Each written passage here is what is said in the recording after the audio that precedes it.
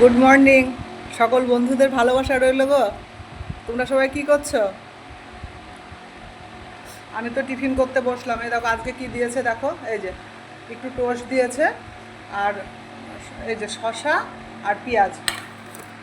তা দেখো, যতই গরম পড়ুক আর যাই হোক, একটু ভালো খেতে কিন্তু ভালোই লাগে। তা আমি এই যে ভিডিও করি, তাই নিয়ে কিন্তু অনেকের অনেক অবজেকশন, কেন আমি জানি না। দেখো, আমি আমার মতো থাকি, আমি আমার মতো করি, আমি কোনো খারাপ ভিডিওও করি না, কোনো গালাগালিও দিই না, কারোর সম্বন্ধে বাজে কথাও বলি না। এতেও সবার খুব আপত্তি, কেন গো? মানুষ কি মানুষের সুখ শান্তি একদম পছন্দ করো না তোমরা? আমি দেখি, কিন্তু দেখি, কমেন্টসগুলো পড়ি, তোমরা কত ছোট ছোট সব মানুষ। তোমাদের ভিতরে যদি এখনই এরকম মানে এরকম মেন্টালিটি হয়, তোমরা জীবনে বড় হবে কি করে?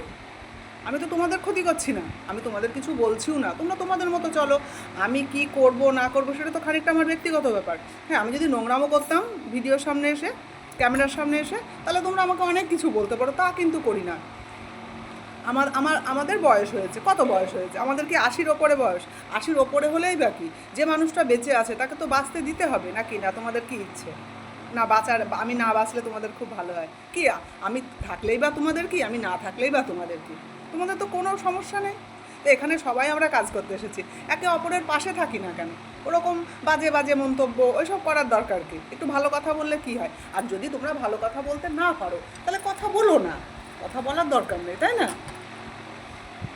আমার তো এটাই মনে হয়। তাহলে তোমরা সবাই টিফিন করো, আমিও করি। অনেকেই আছে খুব ভালো কথা বলে, খুব ভালো লাগে, কিন্তু অনেকেই এমন এমন কথা বলে মনে হয় যেন তাদের জীবন, আমাদের জীবন কিন্তু কেটে গেল খুব সুন্দর করে, তোমাদের জীবন কিন্তু এখনও শুরুই হয়নি, বুঝতে পারছো না? এরকম মানসিকতা থাকলে সামনে কী দিনে আসবে বুঝতে পারছো না, তখন বুঝতে পারবে। রাখি।